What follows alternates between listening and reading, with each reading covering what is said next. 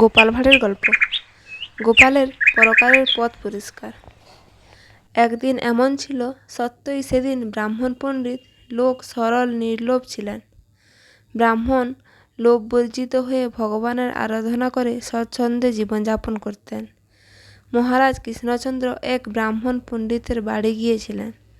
ব্রাহ্মণের বাড়িতে গিয়ে দেখলেন ব্রাহ্মণের কুটিরখানি পত্রাচ্ছাদিত, আহারাদির ব্যবস্থা মোটামুটি, আতপ চাল,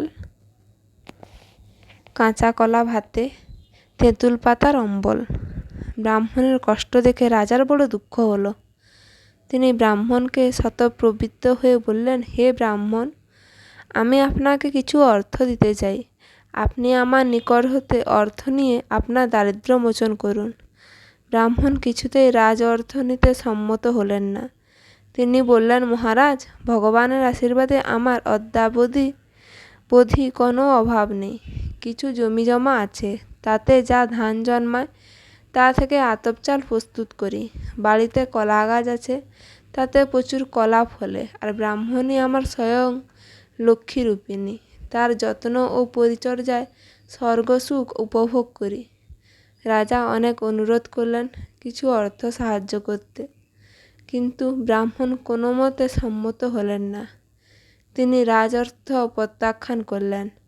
রাজার ঐকান্তিক অনুরোধে ব্রাহ্মণ ও ব্রাহ্মণী দুজনে পরামর্শ করে রাজাকে বললেন, অর্থেই অনর্থের মূল। অর্থে আমাদের কোনো প্রয়োজন নেই। আপনি যখন কিছুতেই ছাড়বেন না, তখন এক কাজ করুন, প্রত্যহ একটি করে সিধে পাঠিয়ে দিবেন, আমরা তা গ্রহণ করব। রাজা তাই করলেন। তখনকার দিনে ব্রাহ্মণকে দেয় দানে কোনো বিষয়ে কোনো কিছু ত্রুটি হতো না। মহারাজের প্রেরিত দানেও ত্রুটি ছিল না। ব্রাহ্মণ রাজা প্রেরিত বহুমূল্য সিধা দেখে ক্রোধে অগ্নিশর্মা হয়ে একদিন রাজ সমীপে উপস্থিত হলেন।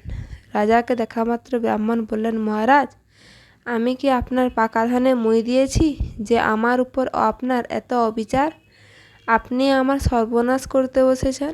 মহারাজ ব্রাহ্মণকে নানা রকমভাবে বুঝাবার চেষ্টা করলেন, কিন্তু ব্রাহ্মণ শোনবার পাত্র নন। তিনি বললেন, মহারাজ, আমি ব্রাহ্মণ, একদিকে পড়ে থাকি, নিজে থাকি, কারো কোনো জিনিসের উপর কোনো দিন আমি লোভ করি না।